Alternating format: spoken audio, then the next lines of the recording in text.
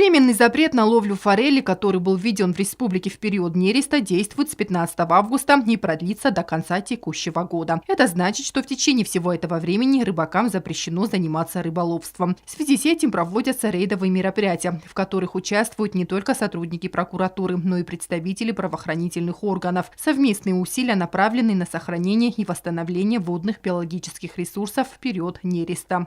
За нарушение указанного запрета граждане могут понести как административное, так и уголовное наказание.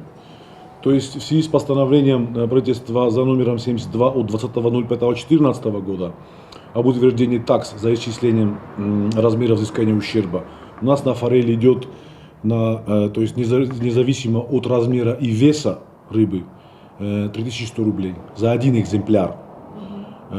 Другие рыбы, обитающие в водоемах Республики Южная Осетия, то есть штраф там фиксированный 1550 рублей.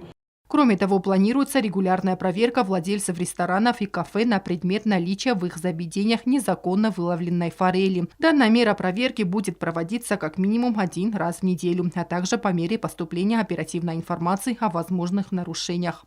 Также у нас идет уголовная ответственность по статье 256, то есть по части 1 статьи 256 незаконная добыча, вылов водных биологических ресурсов, там идет у нас от 300 до 500 тысяч рублей, либо лишение свободы сроком на 2 года.